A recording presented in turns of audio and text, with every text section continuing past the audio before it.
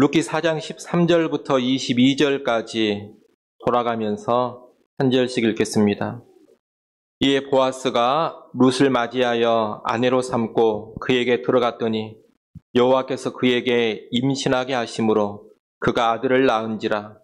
여인들이 나오미에게 이르되 찬송할지로다. 여호와께서 오늘 내게 기업 물을 자가 없게 하지 아니하셨도다. 이 아이의 이름이 이스라엘 중에 유명하게 되기를 원하노라. 이는 내 생명의 회복자이며 내 노년의 봉양자라. 곧 너를 사랑하며 7 아들보다 귀한 내 며느리가 낳은 자로다 하니라. 나오미가 아기를 받아 품에 품고 그의 양육자가 되니라. 그의 이웃 여인들이 그에게 이름을 지어주되 나오미에게 아들이 태어났다 하여 그의 이름을 오벳이라 하였는데 그는 다윗의 아버지인 이새의 아버지였더라. 페레스의 계보는 이러하니라. 페레스는 헤스론을 낳고 헤스론은 람을 낳았고 람은 암미나답을 낳았고 아미나답은 마손을 낳았고 마손은 살몬을 낳았고 살몬은 보아스를 낳았고 보아스는 오벳을 낳았고 오벳은 이새를 낳고 이새는 다윗을 낳았더라. 아멘. 네, 오늘 읽은 본문의 말씀은 룻기의 결론부입니다. 결론부에서는 모든 문제가 아름답게 해결되는 해피엔딩을 보여줍니다. 보아스와 룻은 이제 계대의 결혼을 하게 됩니다. 그리고 룻은 임신하여 아들을 낳게 됩니다.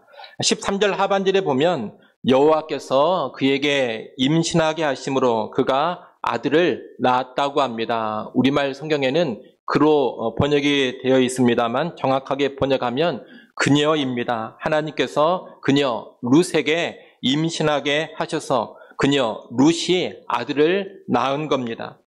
여호와께서 그녀에게 임신하게 하셨다, 이 표현은 룻기에서 가장 직접적으로 하나님이 등장하고 있는 내용입니다. 이전까지는 배후에서 일하시는 하나님의 도우심만을 룻기가 계속 말했습니다. 우리가 전에 룻기에서 우연히 마침 이런 표현들을 봤습니다. 룻이 이삭 죽기를 할 때 우연히 보아스의 밭에 이르렀습니다. 또 그때 마침 보아스가 자기 밭에 나왔습니다. 보아스가 자기보다 기업 물을 우선권을 가진 사람과 단판을 짓기 위해서 성문에 올라가 앉았을 때 마침 그때 그 기업 물을 1순위의 사람이 성문 앞을 지나갔습니다. 우연히 마침 이런 모든 표현들은 다 배후에서 일하시는 하나님을 보여주고 있는 겁니다. 그런데 룻기 마지막에서는 여호와께서 그녀에게 임신하게 하셨다 이렇게 말하면서 하나님이 직접적으로 언급이 되고 있습니다. 룻기에서의 모든 일을 이루시는 분은 바로 여호와 하나님이라는 것을 마지막 부분에서 확실하게 보여주고 있는 겁니다. 하나님이 임신케 하셔서 태어난 이 아들은 나오미의 텅 빈 삶을 채워주는 존재가 됩니다. 계대 결혼을 통해 태어난 이 첫 아들은 나오미의 죽은 남편 엘리멜렉 집안의 대를 잇게 됩니다. 보아스가 물은 엘리멜렉 집안의 토지도 이제 이 아들이 상속을 받아서 엘리멜렉 집안에 계속 유직해 되어집니다. 이로 인해서 남편도 죽고 두 아들도 죽고 집안의 토지도 다 잃어버리고 텅텅 비어버렸던 나오미의 삶이 다시 채워지게 되는 겁니다. 16절에 보면 나오미가 이 아기를 품에 품고 그의 양육자가 되었다 이렇게 말씀합니다.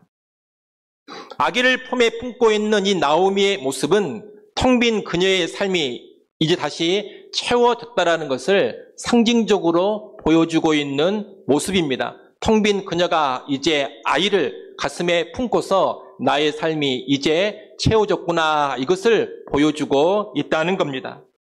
이렇게 보아스와 룻이 계대 결혼해서 아들을 낳고 나오미의 텅 빈 삶이 채워진 것은 하나님께서 은혜로 행하신 일입니다. 그래서 여호와 하나님이 이 일로 인해 찬송을 받으셔야 합니다.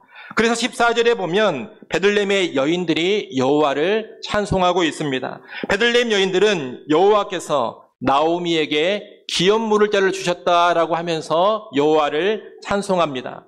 보아스와 룻 사이에 태어난 이 아들은 나오미의 기업 물을 자입니다. 이 아들을 나오미의 기업 물을 자라고 말하는 것은 결과적으로 이 아들이 나오미의 생명의 회복자가 되고 노년의 봉양자가 되기 때문입니다. 이제 이 아들이 나오미의 죽어버린 두 아들을 대신해서 엘리멜렉 집안의 대를 잇게 됩니다.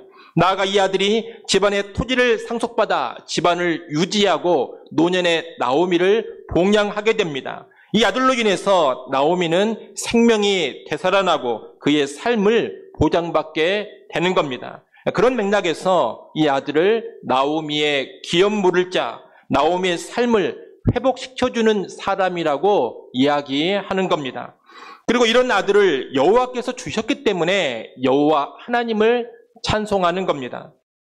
여호와를 찬송한 베들레헴 여인들은 이어 이 아이의 이름이 이스라엘 중에 유명하게 되기를 바란다고 합니다. 아이를 향해 일종의 축복을 해주고 있는 겁니다. 그리고 아이의 이름도 지어주는데 오벳이라고 지어줍니다. 오벳은 여호와의 종이라는 뜻입니다. 이 오벳을 통해 나오미의 삶이 온전히 회복되어지는 겁니다. 여기까지 해서 룻기의 스토리, 룻기의 이야기는 실제적으로 끝난 것으로 볼 수가 있습니다. 그런데 룻기는 두 가지 이야기를 덧붙이고 있습니다. 하나는 보아스와 룻 사이에 태어난 아들 오벳이 다윗의 아버지인 이새의 아버지라는 겁니다. 다시 말하면 보아스와 룻의 자손으로 누가 오느냐? 다윗이 온다는 겁니다. 또 하나는 맨 마지막에 보아스가 포함된 베레스 집안의 족보를 기록해 둔 겁니다. 18절로 22절에 그 족보가 나옵니다. 이 족보는 모두 10대로 이루어져 있는데 7번째에 보아스가 나오고 맨 마지막 10번째에 다윗이 나옵니다. 이 족보 역시 보아스와 룻의 후손으로 다윗이 온다라는 것을 보여주고 있는 겁니다. 이렇게 덧붙여지는 내용까지 해서 룻기가 마무리되는데 하나님 룻기의 결론 부분을 통해서 다음 세 가지를 우리에게 말씀하십니다. 첫째, 하나님은 텅 빈 인생을 회복시켜 주신다는 겁니다. 우리는 룻기의 결론 부에서 룻기의 시작 부분을 다시 떠올려 봐야 합니다. 룻기는 비참함 가운데 있는 나오미의 모습에서 시작이 됐습니다. 기근을 피해서 베들레헴을 떠나 모압으로 이주했던 나오미는 모든 것을 다 잃어버렸습니다. 남편이 죽었습니다. 결혼한 두 아들이 자식도 없이 다 죽어버렸습니다. 재산도 다 잃어버렸습니다. 완전히 망하고 텅 빈 상태가 되어버린 겁니다. 나오미는 그런 상태에서 여호와 하나님의 은혜, 여호와 하나님의 도우심을 바라면서 다시 고향 땅 베들레헴으로 돌아온 겁니다. 나오미가 베들레헴에 돌아왔을 때 여러분 그녀가 뭐라고 했습니까? 룻기 1장 20절, 21절에 보면 나를 더 이상 나오미라 부르지 말고 마라라 불러라 그렇게 말했습니다. 나오미는 기쁨이란 뜻이고 마라는 괴로움, 쓰리씀 이런 뜻입니다. 나오미는 나는 더 이상 기쁨의 여인이 아니다. 나는 괴로운 여인일 뿐이다. 나는 쓰디쓴 여인일 뿐이다. 이렇게 말한 겁니다. 그리고 애가를 불렀습니다. 내가 풍족하게 나갔더니 여호와께서 비어 돌아오게 하셨다. 나를 징벌하시고 나를 괴롭게 하셨다. 이렇게 슬픔의 애가를 불렀습니다. 나오미는 텅 빈 인생이 되어서 괴로움 가득한 모습으로 여호와께 돌아온 겁니다. 그런데 이제 룻기의 끝이 어떻습니까? 베들레헴 여인들의 찬양 가운데 나오미가 아기를 품에 안고 있습니다. 나오미의 텅 빈 삶이 채워졌습니다. 괴로웠던 그녀가 이제 큰 기쁨을 누리고 있습니다. 고통과 괴로움 가운데 여호와께 돌아왔는데 결국 이 나오미의 삶이 회복되고 풍성하게 된 겁니다. 이것은 하나님의 일하심을 잘 보여줍니다. 여러분, 우리 하나님은 자신에게 돌아온 괴로운 자, 자기에게 돌아온 텅 빈 자들을 절대로 그냥 내버려 두시지 않습니다. 외면하지 않습니다. 선하신 하나님은 반드시 그를 회복시키시고 풍성하게 채워주십니다. 이런 하나님의 일하심과 연관해서 시편 30편 5절 하반절은 이렇게 말씀합니다.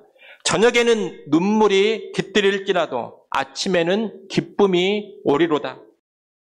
시편 30편 11절도 이렇게 말씀합니다. 시편 30편 11절은 여러분이 한번 읽어보십시오. 읽습니다. 주께서 나의 슬픔이 변하여 내게 춤이 되게 하시며 나의 베옷을 벗기고 기쁨으로 띠띠우셨나이다. 아멘. 여러분, 우리 하나님은 이렇게 일하시는 분입니다. 슬픔이 변하여 기쁨이 되게 하십니다. 괴로움이 변하여 웃음이 되게 하십니다. 슬퍼 눈물 흘렸던 사람을 하여금 다시 춤을 추게 하십니다. 텅 비었던 삶을 풍성하게 채워주십니다. 회복의 역사, 반전의 역사를 하나님께서 일으키신다는 겁니다. 그런 여러분의 인생이 혹시라도 괴롭다면, 그리고 여러분의 인생이 텅 비어있는 그런 인생이라면 여호와께 돌아오시기를 바랍니다. 괴롭고 아프고 눈물과 한숨밖에 나오지 않을 때 여호와께 돌아와야 합니다. 하나님을 찾고 하나님을 의지하고 하나님의 은혜와 하나님의 도우심을 구해야 합니다. 그럴 때 하나님께서 반드시 회복시키시고 하나님께서 채워주실 겁니다. 특히 이 룻기를 보면 나오미의 고난에 대해서 명확한 이유를 설명해주고 있지는 않습니다.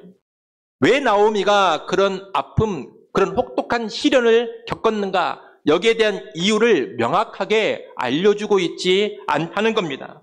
물론 나오미 가족이 약속의 땅 베들레헴을 떠난 것은 잘한 일은 아닙니다. 하지만 바로 그 일 때문에 하나님께서 벌하시고 그 일 때문에 재앙을 겪게 하셨다, 이렇게 룻기가 분명하게 말하고 있지는 않습니다. 이유를 명확하게 밝히고 있지 않다는 겁니다.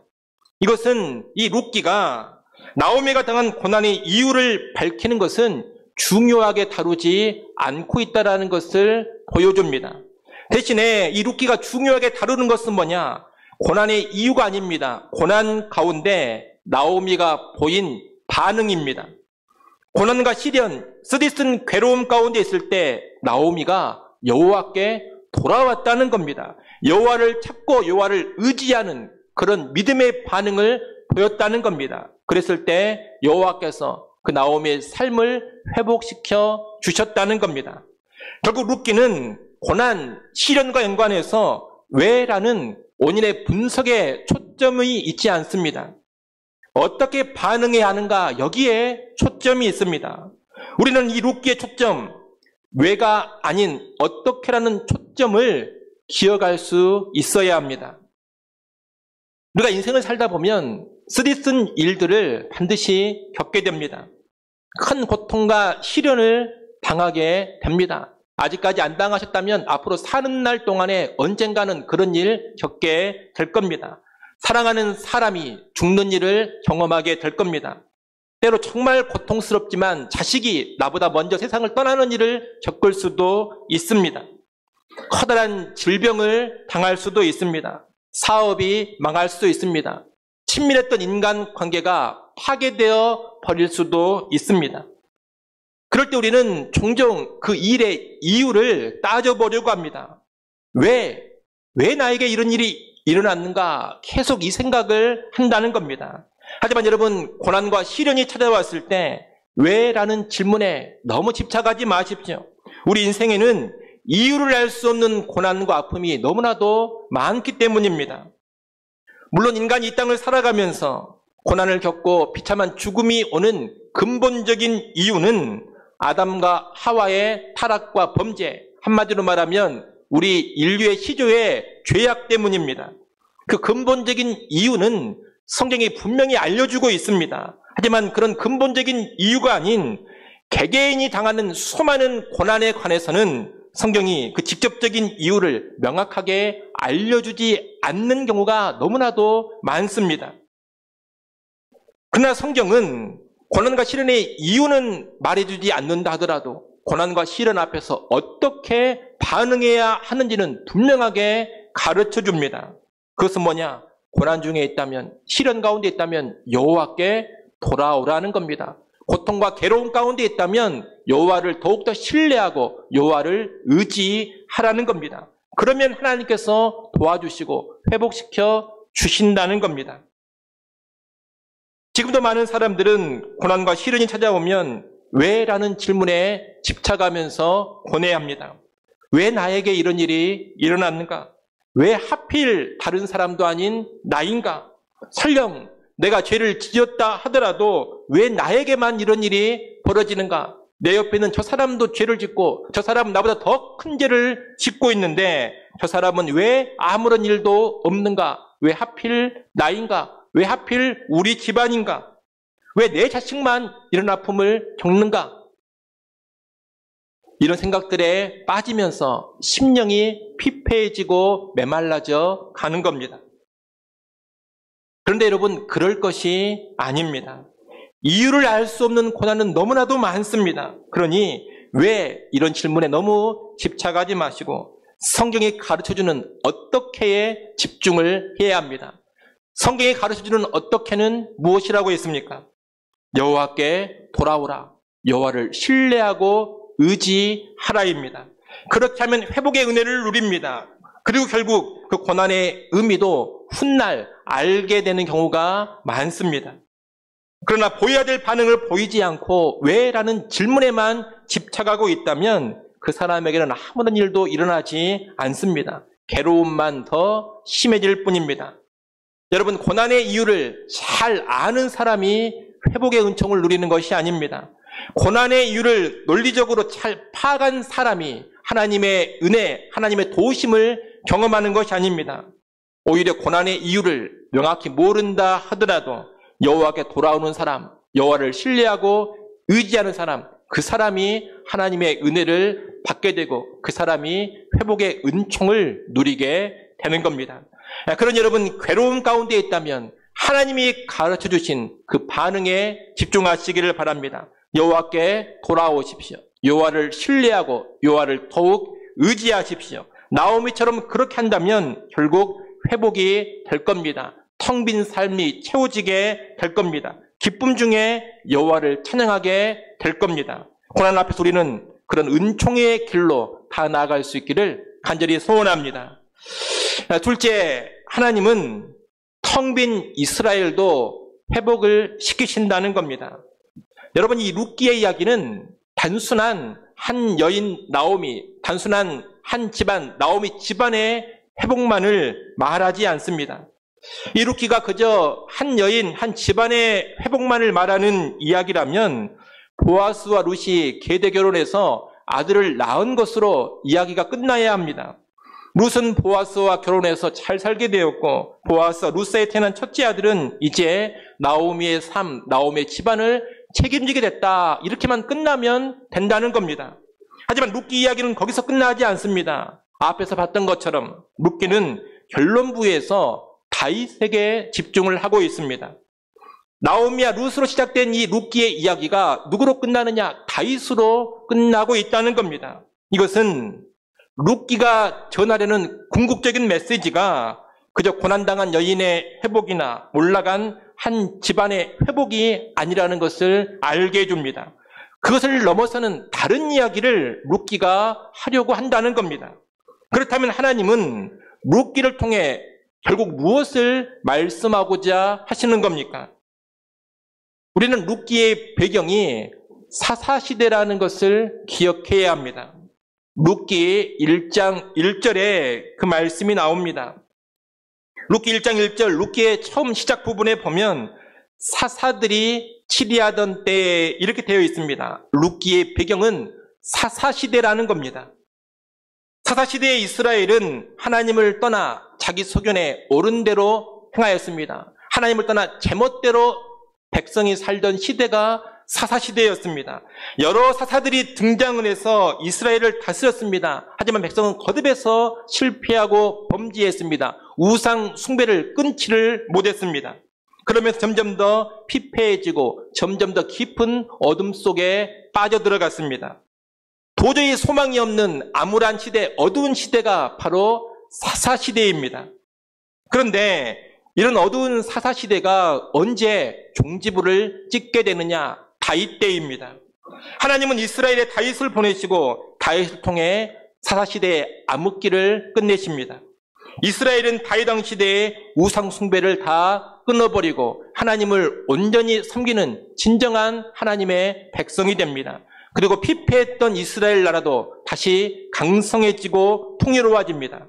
하나님은 다윗을 보내셔서 죄로 인해 피폐하고 몰락해버린 이스라엘을 회복시키신 겁니다. 이 룻기의 이야기는 바로 그 일을 행하실 하나님을 미리 보여주는 겁니다. 사사시대 암울하고 소망이 없던 나오미의 삶을 회복시키신 하나님, 다 죽고 피폐해져 버린 나오미의 집안을 다시 살리고 회복시키신 그 하나님께서 암담한 이스라엘도 그렇게 회복시키실 것을 보여주는 말씀이 룻기입니다. 하나님은 다윗을 보내셔서 그 회복의 일을 하십니다. 그 회복의 역사는 이제 룻기 뒤에 나오는 성경인 사무엘상, 사무엘하에서 제대로 보여지게 되는 겁니다. 특히 이스라엘 회복시킨 다윗은 예수 그리스도의 예표라는 것을 우리가 기억을 해야 합니다. 룻기의 마지막 족보는 마태복음 1장에 있는 예수님의 족보에 그대로 반영이 됩니다. 똑같은 족보가 마태복음 1장 예수님 족보에 나온다는 겁니다. 하나님은 다윗의 자손으로 예수 그리스도를 보내시고 예수 그리스도를 통해서 이제 온 인류를 죄에서 회복시키십니다.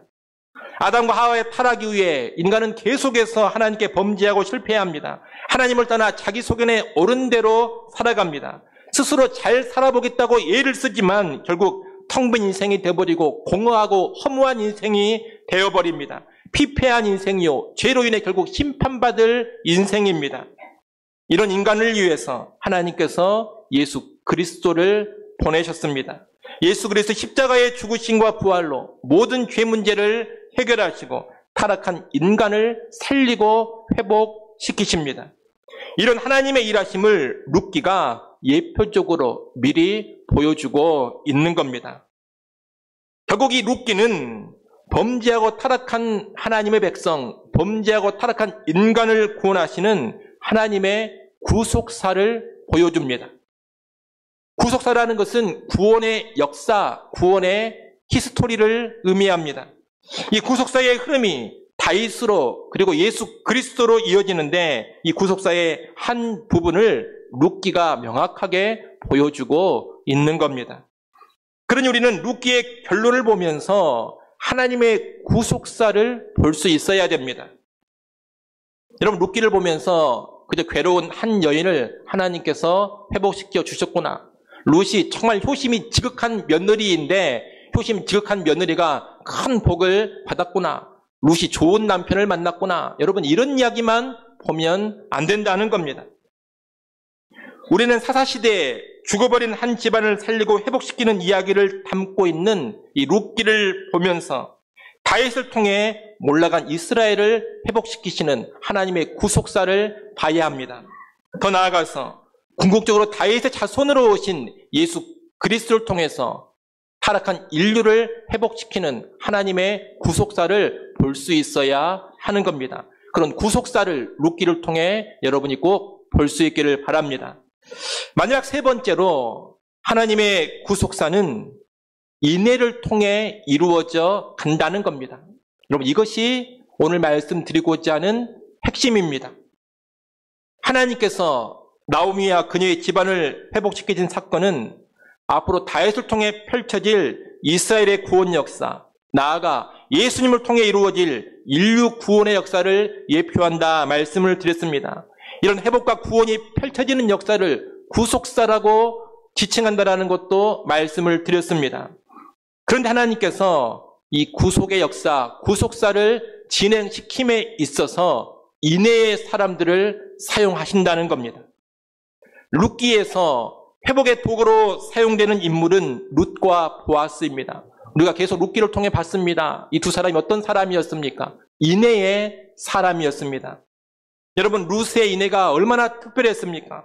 오늘 본문 15절에 보면 이 룻을 가리켜 너를 사랑하며 7 아들보다 귀한 내 며느리라고 칭합니다. 7은 완전수인데 그 완전수로 이루어진 7명의 아들보다 나오미의 며느리 룻 한 사람이 더 귀하다는 겁니다. 왜 그렇습니까? 나오미에 대한 사랑이 특별했기 때문입니다.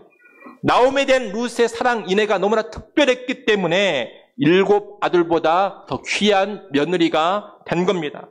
룻은 실로 놀라운 인애의 여인입니다. 또 보아스의 인애가 얼마나 특별했습니까? 그는 기업물을 1순위 사람도 아닌데 앞장서서 기업물을 책임을 감당하려고 했습니다. 자기 재산에 큰 손실이 있음에도 불구하고 그 일을 감당하고자 했습니다. 보아스 역시 놀라운 인애의 남자입니다. 하나님은 인애로 가득한 이 두 사람을 사용하셔서 나오미의 집안을 회복시키셨습니다. 나아가 인애가 가득한 이 두 사람을 통하여서 다윗을 보내사 이스라엘의 회복을 이루셨습니다. 더 나아가서 이 두 사람의 후손으로 예수 그리스도를 보내셔서 인류 구원의 역사를 이루셨습니다. 한 집안의 회복만이 아닌 더 크고 놀라운 구속의 역사를 바로 이 인애의 두 사람을 사용하셔서 하나님께서 이루어 가신 겁니다. 여러분, 하나님의 구속사, 하나님의 구원의 역사에 있어서 핵심은 인애, 헤세드, 사랑이라는 것을 절대로 망각하시면 안 됩니다. 하나님은 세상을 이처럼 사랑하사 독생자를 주셨습니다. 인애의 하나님께서 죄인들을 사랑하사 하나뿐인 아들을 보내주신 겁니다. 구원을 이루신 하나님은 실로 놀라운 자식까지 주시는 인애의 하나님이십니다. 범죄한 인간을 구원하기 위해 이 땅에 오신 예수 그리스도 역시 인애가 충만하신 분입니다. 그는 죄인들을 위하여 자기의 생명을 내놓았습니다. 십자가에 그의 모든 피를 다 흘려주셨습니다. 자기 모든 피를 흘리고 생명까지 내어주시는 그 인애가 예수님께 있습니다. 그뿐만이 아닙니다. 하나님께서 예수 그리스도의 십자가를 통해 이루신 이 구원이 온 땅에 퍼져 나가는 것도 인애의 사람들을 통하여서 퍼져 나갔습니다. 여러분, 복음 전파의 첫 주역이었던 사도들을 보십시오. 그들은 다 인애의 사람들, 사랑의 사람들이었습니다. 그들이 돈이나 명예나 권력을 사랑해서 복음 전파에 힘써 들어진 것이 아닙니다. 그들은 영혼을 사랑하며 사람을 사랑하면서 복음을 전했습니다. 사도들이 쓴 성경, 사도들이 쓴 서신을 보면 한결같이 사랑을 강조합니다. 그들이 사랑의 사람이었기 때문입니다. 바울 서신을 보면 사도 바울이 얼마나 영혼들을 뜨겁게 사랑했는지가 너무나도 잘 나옵니다. 바울은 내가 복음만 너희에게 주는 것이 아니라 내 목숨까지 너희에게 주기를 즐거워한다. 너희가 나의 사랑하는 자가 되기 때문이다. 그렇게 말합니다. 바울은 또 내가 너희를 위해 재물을 허비하고 내 목숨까지 줄 수 있다고도 말합니다. 사랑하기 때문입니다. 사도들은 이런 인애의 사람들이었고 그런 인애 가운데 복음을 열정적으로 전해갔던 겁니다. 수많은 선교사들도 인애의 사람들입니다. 여러분, 일례로 조선 땅에 왔던 선교사들을 생각해 보십시오. 조선 땅에 왔던 수많은 외국 선교사들은 그 면면을 살펴보면 자기 나라에서 얼마든지 성공적이고 안락한 삶을 살 수 있었던 사람들이었습니다. 그럼에도 불구하고 열악하기 그지없는 조선 땅으로 왔습니다. 그리고 이곳에 와서 복음을 전하며 살았습니다. 그 와중에 아내가 죽기도 하고 아들이 죽기도 하고 딸이 죽기도 했습니다. 때로 자기 자신이 일찍 죽기도 했습니다. 하지만 복음 전하는 일을 포기하지 않았습니다. 무슨 돈이나 명예, 권력을 위함이 아닙니다. 돈이나 명예, 권력을 위했다면 이 땅에 오지를 않았을 겁니다. 왜 왔습니까? 영혼을 사랑하기 때문에 온 겁니다. 서울 양화진에 가면 선교사님들의 묘지가 여럿 있는데 그중에 루비 캔드릭이라는 여자 선교사의 묘지가 있습니다. 그 여자 선교사의 묘비를 보면 이런 글귀가 새겨져 있습니다. 내가 줄 수 있는 1000개의 생명이 있다면 그 모두를 조선을 위해 바치리라. 그녀는 간호사였는데 조선에 온 지 8개월 만에 급성 맹장염에 걸려서 26살의 처녀로 죽었습니다.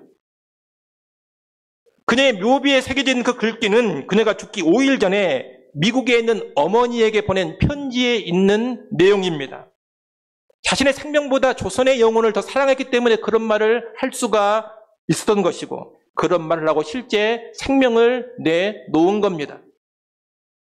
여러분, 이런 선교사들이 한둘이 아닙니다. 수많은 선교사들이 인애의 사람들이었습니다. 그런 인해의 선교사들을 통해서 하나님의 복음은 땅끝까지 전파되고 있는 것이고, 인해의 선교사들을 통해서 하나님의 구원 역사는 계속 진행되고 있는 겁니다. 이 땅의 교회를 건강하게 세웠던 수많은 목회자들도 여러분 면밀히 보십시오. 정말로 교회를 건강하게 세웠던 목회자들은 한결같이 성도들을 사랑했던 사람들입니다. 희생과 손실을 감수하면서 성도들을 사랑했던 그런 목회자가 교회를 바르게 세우고 건강하게 세워왔습니다. 참된 목회자, 참된 지도자는 영혼을 사랑합니다. 사람을 사랑합니다. 진짜 목회자는 인내의 사람입니다. 그런 목회자들을 통해서 하나님의 구원 역사 역시 계속 펼쳐져 가고 있는 겁니다. 오늘날 한국교회가 살아가는 중요한 이유 중에 하나는 참으로 사람을 사랑하는 목회자가 사라져가고 있다는 겁니다. 세계 선교가 주춤거리고 있다면 그 역시 참으로 사람을 사랑하는 선교사가 점점 더 줄어들고 있다는데 그 이유가 있습니다. 오늘날 영혼보다 돈을 더 사랑하고 명예와 권력을 더 사랑하는 목회자들이 점점 더 많아져 갑니다. 사람들을 이용해서 자기 이속이나 챙기려고 하는 그런 사역자들이 점점 더 많아지고 있습니다. 순전한 영혼 사랑으로 사역하는 그런 목회자, 그런 사역자들이 점점 없어져 갑니다. 그래서 한국교회도 죽는 것이고 한국교회가 감당하는 선교의 사역도 힘을 점점 더 잃어가는 겁니다.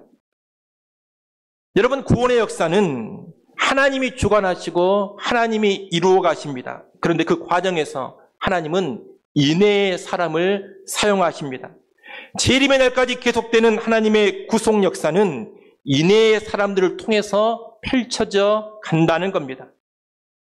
그러니 오늘 여러분이 하나님의 쓰실 만한 인내의 사람 되기를 간절히 구합니다. 여러분, 내가 인내의 사람 되기를 힘쓰십시오. 특히 보아스와 룻은 평범한 사람들이었다는 것을 여러분이 꼭 아시면 좋겠습니다. 보아스와 룻은 베들레헴 성읍에서 살아가는 정말로 평범한 남자와 여자입니다. 이 두 사람은 모세나 여호수아와 같이 대단한 신앙의 인물이 사실 아니었습니다. 모세처럼 대단한 표적 기사를 보이면서 민족을 출애굽시키는 그런 영웅적인 일을 한 사람이 아닙니다. 여호수아처럼 가나안 땅을 정복하는 위대한 역사, 위대한 업적을 이룬 사람도 아닙니다. 보아스와 룻은 베들레헴 성읍에서 일상의 삶을 살아가는 지극히 평범한 사람들입니다. 그러나 이 평범한 사람들이 놀라운 인내의 삶을 살았을 때 그들이 구속사의 아주 중요한 역할을 감당했습니다. 이들을 통해서 다윗 왕이 왔습니다. 이들의 후손으로 예수 그리스도께서 오셨습니다. 여러분, 모세의 자손으로 다윗 왕이 온 게 아니고 예수 그리스도가 오신 게 아닙니다. 여호수아의 자손으로 다윗이 오고 예수 그리스도가 오신 게 아닙니다. 보아스와 룻의 자손으로 다윗 왕이 오고 예수 그리스도가 오셨습니다. 여러분, 하나님의 구원 역사에는 쟁쟁한 인물들만 사용되는 것이 아닙니다. 지극히 평범한 사람들도 존귀하게 사용됩니다. 일상의 삶에서 만나는 사람들에게 참된 인애를 보여주는 그런 삶을 살아갈 때 하나님은 평범한 사람도 사용하셔서 구속사의 중요한 역할 감당을 하게 하시는 겁니다. 그러나 여러분, 만약 하나님께서 나를 크고 위대하게 하신다면 그 크고 위대한 모습 가운데서 인애의 삶을 힘써 살아가십시오. 만약 하나님께서 나에게 크고 위대함을 허락하시지 않고 지극히 평범한 모습을 허락하신다면 그 지극히 평범한 삶 가운데 인애의 삶을 힘써 살아가십시오. 그러면 구원 역사에 중요하게 기여하는 사람이 될 겁니다. 우리 교회도 그렇습니다. 우리 교회가 잘 아시는 것처럼 큰 교회 아닙니다. 무슨 위대한 교회도 아닙니다. 이 나라 이 지역에 큰 업적을 남기고 무슨 교회사에 족적을 남기는 교회도 아닙니다. 이름난 교회도 아니고 이름날 일도 없는 교회입니다. 지극히 평범한 교회, 수많은 동네 작은 교회들 중에 하나입니다. 이 교회를 담임하고 있는 저도 똑같습니다. 위대함과는 거리가 정말 먼 사람이 저입니다. 잘 아시는 것처럼 제가 무슨 특별한 것이 있습니까? 저는 이 교회 하나 감당하는 것도 버거운 사람입니다. 별 볼 일 없고 이름 알려질 일도 없는 목회자입니다. 저만 그렇습니까? 제가 보면 여러분도 다 그렇습니다. 위대함과는 거리가 다 먼 사람들이 지금 여기 모여 있습니다. 이게 무슨 검사장이 있습니까? 대법관이 있습니까? 무슨 국무총리가 있습니까? 국회의원이 있습니까? 그게 우리이고 그게 우리 교회입니다. 그러나 여러분, 지극히 평범한 우리가 우리에게 주어진 모습 가운데서 희생적인 인내의 삶을 살아간다면 하나님의 구원 역사에 정말 의미 있게 사용됩니다. 우리는 우리가 어떻게 쓰임받는지를 잘 모를 수 있습니다. 이 룻기의 보아스와 룻도 자기들이 다윗의 조상이 될지 예수님의 조상이 될지 전혀 몰랐을 겁니다. 하나님이 그렇게 써주신 것이고 천국에 가보면 알았을 겁니다. 우리 역시 우리가 인내의 삶을 살아갈 때 하나님 우리를 어떻게 쓰실지는 이 땅을 살아가는 동안 모를 수 있습니다. 그러나 하나님은 인내의 삶을 살아가는 우리를 반드시 그분의 구원 역사에 중요하게 사용을 하십니다. 작지만 중요한 구속사의 연결고리로 사용하실 겁니다. 작지만 구속사에 아주 중요한 퍼즐 하나를 채우는 그런 역할을 감당하게 하실 겁니다.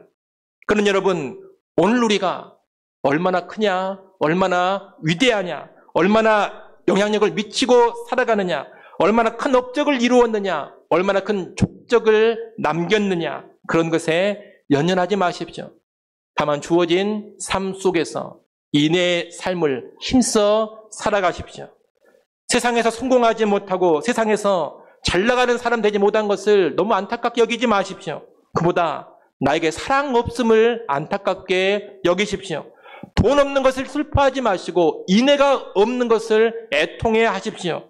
회개할 것이 많지만 무엇보다 내가 인내의 삶, 사랑의 삶을 살지 못하고 있는 것을 회개하십시오. 그런 가운데 더 나은 인내의 삶으로 나아가십시오. 내가 만나는 사람들에게 인내를 실천하십시오. 내가 연루되는 상황 속에서 실천적이고 희생적인 인내의 삶을 살아가십시오. 우리의 책임, 우리의 사명은 큰 사람이 되고 위대한 사람이 되는 게 아닙니다. 인내의 사람이 되는 것이 우리의 책임이고 우리의 사명입니다. 참으로 사랑하며 살아가는 것, 이것이 가장 귀한 책임, 사명입니다. 그렇게 살아갈 때 하나님은 그분의 위대한 구원 역사에 우리를 요긴하게 반드시 쓰실 겁니다. 우리 모두가 그렇게 쓰임받는 인생 될 수 있기를 간절히 축원합니다. 기도하겠습니다. 하나님 아버지, 룻기를 마무리했습니다. 하나님께서 회복의 역사를 이루시되 인내의 사람을 통해 그 일을 이루어 가심을 알게 하여 주시옵소서. 오늘 우리가 인내의 사람이 되어서 하나님의 구원 역사에 요긴하게 쓰임받게 하여 주옵소서. 예수님의 이름으로 기도드리옵나이다. 아멘.